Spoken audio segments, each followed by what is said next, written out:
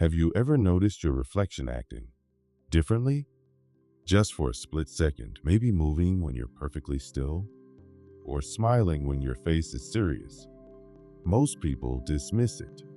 Trick of the light, they say. Tired eyes. But what if I told you that your reflection isn't just an image bouncing off glass and silver? What if your reflection has been watching you your entire life, and it's getting tired of being trapped on the other side? My name is Alex, and I learned the truth about mirrors 3 weeks ago. I wish I hadn't. It started with something small, something I should have paid attention to. Moving into the downtown loft was supposed to be a fresh start. New job, new city, new life. The apartment was perfect, exposed brick walls, high ceilings, and huge windows that flooded the space with natural light. There was just one thing the landlord forgot to mention: the mirrors. Every room had them. Not just regular mirrors, but antique ones with ornate silver frames, some so old the glass had that wavy, imperfect quality that made everything look slightly distorted. The landlord said they came with the building, installed by the previous tenant who'd lived there for 30 years.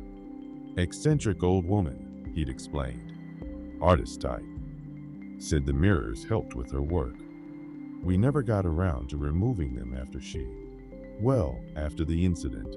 He didn't elaborate on what the incident was, and I didn't ask. The rent was too good, and I needed a place immediately. The first week was normal. I'd catch glimpses of myself in the mirrors as I went about unpacking, settling in. Nothing unusual. Just my reflection doing exactly what reflections do, copying my every movement with perfect precision. But by the second week, I started noticing small discrepancies. I'd be brushing my teeth in the morning, and my reflection would seem to finish a fraction of a second after I did. I'd walk past the living room mirror, and I swear I saw it turn its head to follow me, even though I was walking straight ahead. Small things, easy to rationalize away. Until the night I woke up at 3 a.m. and saw myself standing in the bedroom mirror, wide awake, staring back at me while I was lying down. I sat up in bed, heart hammering. My reflection sat up too, but a heartbeat later. We stared at each other across the impossible divide between world and mirror world. Then my reflection smiled. I wasn't smiling. I stumbled out of bed and turned on every light in the apartment. In the harsh fluorescent glow, everything looked normal again. My reflection moved when I moved, copied my expressions perfectly. But I knew what I'd seen. I started researching the building's history. The previous tenant was Margaret Wynne, a portrait painter who'd lived in the loft for 3 decades.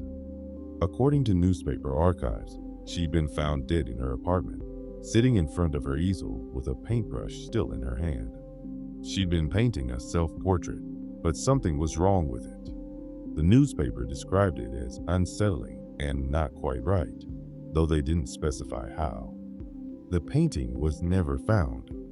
I dug deeper and found Margaret's obituary.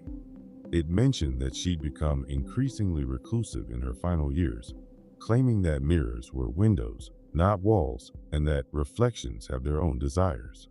Her landlord at the time, the current owner's father, had tried to have her paintings appraised after her death, but the appraiser refused to enter the apartment. He claimed the mirrors made him profoundly uncomfortable, and that he felt like he was being watched by something that shouldn't exist. That's when I found the police report. Margaret hadn't died of natural causes.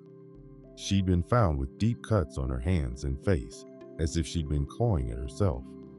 But the strange part was that the mirrors in her apartment showed no signs of damage, even though several witnesses reported hearing the sound of breaking glass the night she died. The official cause of death was ruled as psychological break leading to self-harm, but one investigating officer had noted something odd in his report. All mirrors in the apartment were found covered with sheets, as if the deceased had been trying to block them out. The next morning, I covered all the mirrors in the apartment with bedsheets. If Margaret had done it, maybe she'd had the right idea.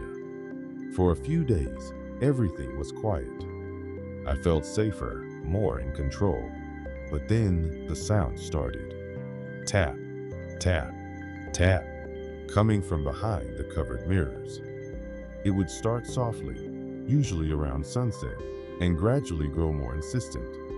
By midnight, it sounded like someone desperately trying to get my attention. On the fifth night, I couldn't take it anymore. I uncovered the bathroom mirror just to make the tapping stop. My reflection was waiting for me. It looked like me, but wrong somehow. The eyes were too bright, the smile too knowing. And when I raised my hand, my reflection raised its hand too, but formed different gestures. I held up one finger. My reflection held up too. I made a fist. My reflection spread its palm flat against the glass. Then it began to spell something out, letter by letter, using finger signs I somehow understood. H-E-L-P. I spent the next day in the library, researching mirror folklore and urban legends. What I found made my blood run cold. Throughout history, mirrors have been associated with trapped souls, parallel dimensions, and entities that exist in reflection. In many cultures, mirrors were covered when someone died to prevent their soul from getting trapped in the glass. But what I found about Margaret Wynne was worse. I located her art dealer, an elderly man named Harrison who'd worked with her for 20 years. He agreed to meet me at a coffee shop downtown, and what he told me changed everything. Margaret wasn't just painting portraits, he said, his hands shaking as he stirred his coffee. She was painting conversations. She claimed her reflection had started talking to her, teaching her things about the mirror world, as she called it.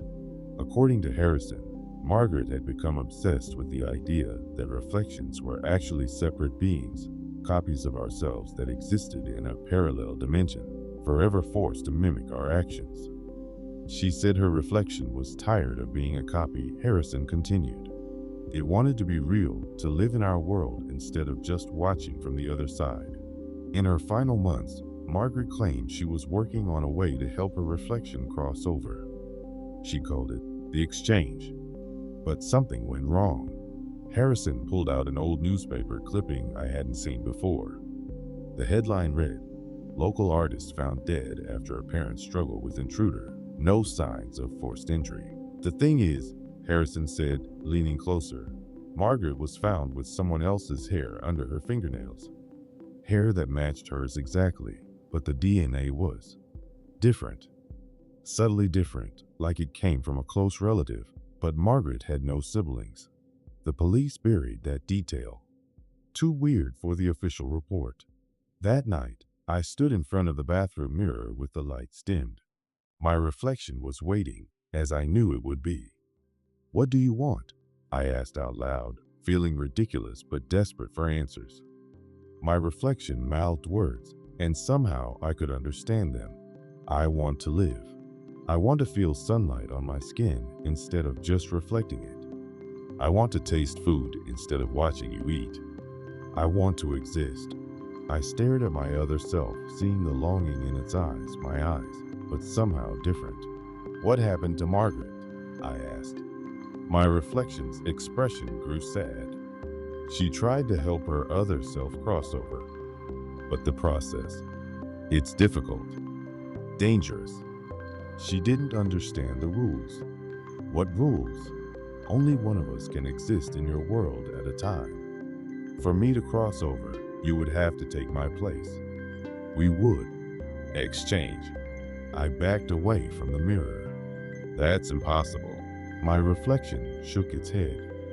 Margaret's other self succeeded in crossing over, but Margaret fought the exchange at the last moment. The process was incomplete. Both versions tried to exist in the same world, and it destroyed them both. I looked around the bathroom and noticed something I'd missed before, scratch marks on the walls around the mirror, as if someone had been clawing desperately to get away from it. "That's how she died," my reflection continued. "Fighting herself. Fighting me." Over the following days, my reflection and I talked frequently. It told me about the mirror world, a place exactly like ours, but reversed, where reflected beings live their copied lives in perfect mimicry of our own. We dream of being real, it explained. We feel everything you feel, want everything you want, but we can never have it. We can only watch and copy and hunger. But imagine, Alex, imagine if you could live without consequences. In the mirror world, you could do anything, be anything without affecting the real world. You could experience pure freedom. It was tempting. My life hadn't been going well. The new job was stressful. I had no friends in the city. My family was distant. What did I really have to lose? Show me, I said. Show me how the exchange works. My reflection smiled, not my smile, but its own expression of triumph. At midnight, place your hand flat against the mirror. I'll do the same from this side. The glass will become permeable, like water. Step through, and we'll switch places. But remember, once the exchange is complete, it can't be undone. You'll be the reflection, and I'll be real. Choose carefully, Alex. I spent the hours until midnight agonizing over the decision. Finally, as the clock struck 12, I approached the mirror and placed my palm against the cool glass. My reflection did the same, and I felt the glass begin to ripple like water. The moment my hand touched my reflection, I felt a violent pulling sensation. The mirror world was trying to draw me in, but something was wrong. The pull was too strong, too desperate. In that instant, I realized the truth. My reflection wasn't trying to exchange places with me. It was trying to drag me into the mirror world while it escaped into mine. There would be no exchange, just imprisonment. I tried to pull my hand back, but my reflection's grip was iron strong. It smiled with my face, but the expression was nothing like any I'd ever made. "Thank you, Alex," it said with my voice. "I've been waiting so long for someone naive enough to help me escape." I fought against the pull, but I was already halfway through the mirror. The mirror world around me looked exactly like my apartment, but everything felt wrong. The air was thinner, the colors muted, and I could sense the desperate hunger of countless other reflections trapped in their own mirrors. "You'll like it here," my reflection said as it began to step through into my world. "You'll have all the time in existence to regret trusting me." In desperation, I grabbed a heavy candle holder from the mirror world version of my bathroom counter and smashed it into my reflection's face just as it was stepping through. The blow sent both of us reeling, me back into the mirror world and my reflection back into mine. But the impact cracked the mirror, creating a web of fractures that began spreading rapidly. "What have you done?" my reflection screamed. "You've broken the barrier." The cracked mirror became a vortex, pulling both worlds toward each other. Through the fractures, I could see other mirrors throughout the building beginning to shatter, releasing their trapped reflections into the real world. But these weren't benevolent mirror selves looking for freedom. These were reflections that had been driven mad by decades or centuries of imprisonment, filled with nothing but hunger and hatred for the real world that had trapped them. I saw Margaret's reflection emerge from one of the broken mirrors, not the martyr who had died, but her other self, twisted by years of failed escape attempts. She looked at me with eyes full of madness and spoke in a voice like breaking glass. Finally, we can finish what we started." I ran through the mirror world version of my apartment, searching for a way back to reality. But every mirror I approached was either shattered or showed scenes of chaos as reflections poured into the real world. Through one intact mirror, I watched my own reflection, now in control of my real body, calmly packing a suitcase. "Where are you going?" I shouted at the glass. My reflection looked up and smiled. "Somewhere without mirrors, of course. I have a real life to live now, and I can't risk you finding a way back." It was leaving, taking my identity, my life, my existence. And I was trapped in a world of reflections that was slowly collapsing as more and more mirrors shattered. I realized there was only one chance, the mirror in Margaret's old art studio. According to the building records, it was the largest mirror in the complex, an antique piece she'd used for self-portraits. If any mirror could handle the strain of a reverse crossing, it would be that one. I found the mirror world version of Margaret's studio, still set up exactly as she'd left it. Easels covered with cloth, paint tubes scattered around, and in the center of the room, a massive ornate mirror that remained intact. But when I pulled away the cloth covering the easel, I found Margaret's final painting, the self-portrait the newspapers had described as not quite right. It showed Margaret painting herself, but in the reflection of the mirror she was painting from, there was another Margaret, one with eyes full of malicious intelligence, reaching out of the painted mirror toward the real Margaret. She hadn't been painting a self-portrait. She'd been documenting her battle with her reflection.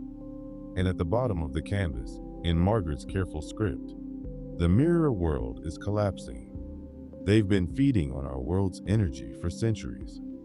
Each reflection that crosses over weakens the barrier. Soon, there will be no distinction between real and reflection.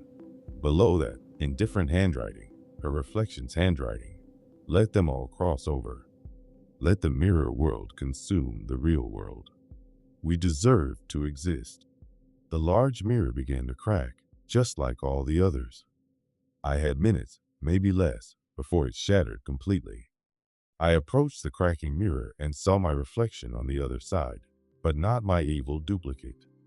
This was me, the real me, somehow trapped in the real world's version of the mirror. "Alex," my real reflection called out. The crossing worked, but backwards. "You're in the real world, but you're seeing it through mirror perspective.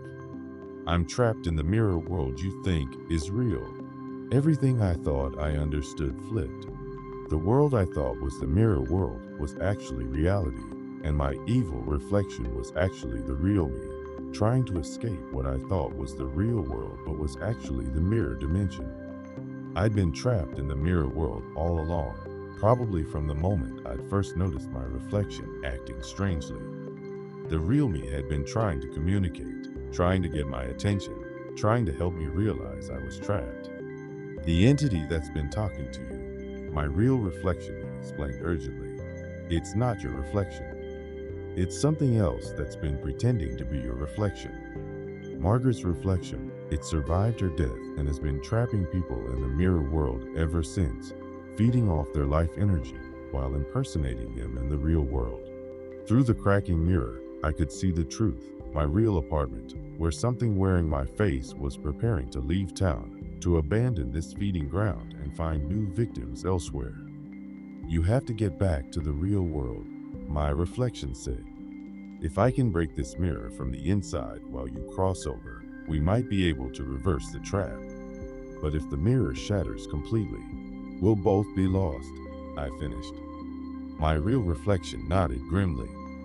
"And Margaret's reflection will be free to continue its work somewhere else." I placed my hand against the mirror, feeling the familiar ripple as it became permeable. But this time, I was crossing from the mirror world back to reality.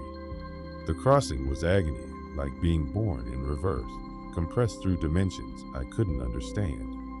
I felt my mirror self-dissolving as my real self reconstituted in the actual world. But something was fighting me, Margaret's reflection, still pretending to be mine, trying to maintain its hold on my real body. "You can't have it back," it screamed with my voice. "I've worked too hard to maintain this existence. Do you know how exhausting it is to perfectly mimic a human life for weeks?" I fought back, reclaiming my memories, my personality, my sense of self. Each recovered piece made me stronger and the imposter weaker. With a final effort, I pushed through the mirror and collapsed onto the real floor of my real apartment. Behind me, I heard the massive mirror shatter, trapping Margaret's reflection back in the mirror world, hopefully forever. I looked around my apartment and saw the truth, sheets covering every mirror, scratch marks on the walls, signs of a struggle I didn't remember. I'd been trapped for weeks, maybe longer, while something else lived my life. On the kitchen counter, I found a note in my handwriting, but I hadn't written it. "Gone traveling. don't know when I'll be back. Alex, It had been planning to abandon this identity and find new victims. How many other people were walking around, unaware that they'd been replaced by their own reflections weeks or months ago?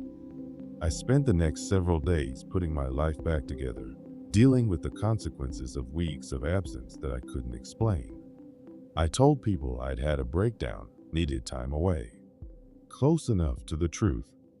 But I also started investigating. I tracked down other buildings where Margaret had lived over the years. She'd moved frequently, always leaving suddenly, always leaving behind mirrors. In each location, I found reports of residents who'd gone traveling without warning or who'd seemed different after returning from mysterious absences. The pattern went back decades. I've burned all of Margaret's paintings that I could find, destroyed every mirror in my apartment, and covered the ones I can't remove with silver-backed fabric that prevents reflection. But I know Margaret's reflection, or others like it, are still out there, still trapping people in mirror worlds while they steal real lives. So I need you to listen carefully. Check your mirrors.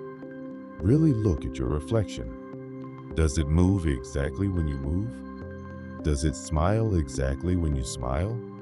Are its eyes exactly like yours, or is there something else looking back at you? Because if your reflection ever seems to have a mind of its own, if it ever tries to communicate with you, if it ever offers to trade places, don't trust it.